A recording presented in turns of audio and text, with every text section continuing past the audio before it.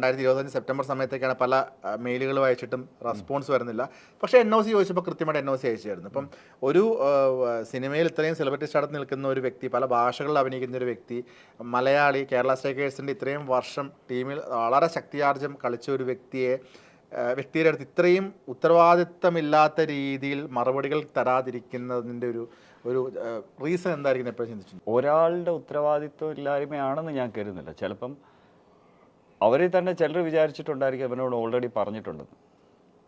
ഇതൊരു ഗ്രൂപ്പായിരിക്കും. ചിലപ്പോൾ end of the day അവർക്ക് പിന്നീടായിരിക്കും മനസ്സിലായത് ആരും എന്നോട് പറഞ്ഞിട്ടില്ല എന്നുള്ളത്. Got it. ഒരാളുടെ തീരുമാനമല്ലല്ലോ ഇത്. കുറേ പേര് ആരെങ്കിലും തീരുമാനിച്ചിട്ടുണ്ടായിരിക്കാം. അപ്പം അവനോട് കൺവേ ചെയ്തേക്കാൻ പറഞ്ഞിട്ടുണ്ടായിരിക്കാം. ഒരുപക്ഷെ കൺവേ ചെയ്യാൻ പറഞ്ഞ വ്യക്തി പറയാതെ ആയിരിക്കാം. എൻഡ് ഓഫ് ദ ഡേ എന്നോട് കൺവേഡ് ആയെന്ന് മാത്രമേ എനിക്ക് പറയാൻ പറ്റത്തുള്ളൂ.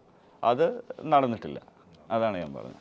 മനോരമയിലാണ് ഫസ്റ്റ് ഇതിന്റെ ഒരു ബൈറ്റ് വരുന്നത്. അതിനുശേഷം മാനേജ്മെന്റിൽ നിന്ന് എന്തെങ്കിലും ക്ലാരിഫിക്കേഷനോ? ഒന്നുമില്ല. ഒന്നും വന്നിട്ടില്ല ഉണ്ണിയുടെ ഭാഗത്തുനിന്നോ? ഇല്ല. അതിനുശേഷം my life went on. I went four shooting. ഇത് തന്നെ ആക്ച്വലി എന്താ പറയുക, ആ ഇൻ്റർവ്യൂ വരുമ്പോൾ തന്നെ Mumbai is 99.9% out of CCL. മനസ്സിലായി. അപ്പോഴാ ഇൻ്റർവ്യൂ വന്നതേ ഉള്ളൂ.